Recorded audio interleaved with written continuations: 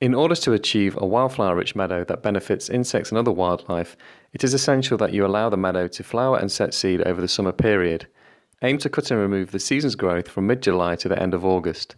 If cuttings are left, this can increase soil fertility, suppress new seedlings, and favour more invasive weedy species, so removal is essential.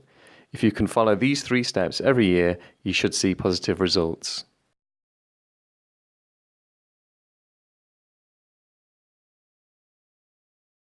For sites that are difficult to access with farm machinery or are located on sloping ground, a pedestrian tractor can be hired for the job. These can cope with uneven terrain and include models with narrower working widths that can be used in areas with obstacles such as churchyards. They can tackle tall and tusky growth, brambles, bracken, and emerging saplings that standard lawnmowers can't cope with. Using the scythe cutter bar attachment, this will cut at the base of the vegetation, producing long strands of growth that can be dried and baled for hay if required.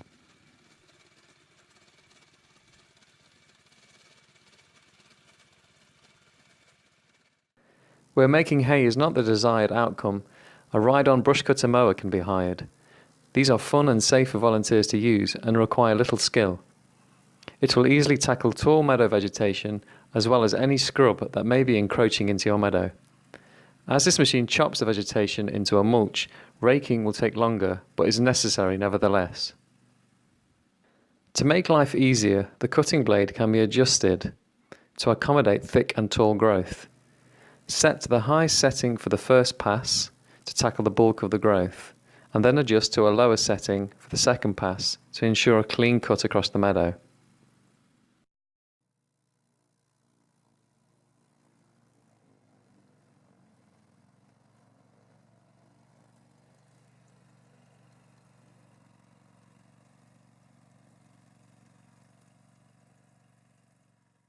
For small sites where hay is not required, a rough cut push mower can be hired to tackle long grass in open areas, while a petrol strimmer can be used to negotiate obstacles and path edges. Remember to comply with machine safety and personal protective equipment requirements for all powered machinery. Traditional scything using lightweight and adjustable Austrian scythes is a fun way of taking the annual hay cut. Without the need for fuel or specialist protective clothing, scything is an environmentally friendly and sociable activity and is an ideal tool for the job for meadows in confined spaces such as churchyards. Once you have cut your meadow, it is essential that all cuttings are removed. This will help to lower soil fertility, reduce competition from coarse grasses and weedy species, and provide space for wildflower seedlings. As well as using a pedestrian tractor to cut your meadow, this machine can also be adapted for turning, rowing and baling hay with a series of attachments. This equipment, although expensive, can be suited to larger green spaces and machine pools shared by several community meadow groups.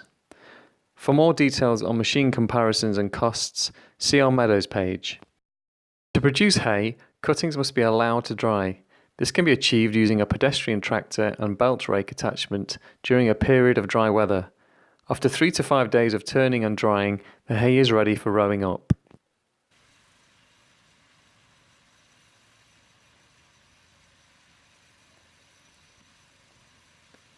Using the mini baler attachment, cuttings can be collected and baled. This produces a small, wrapped bale that can be easily handled.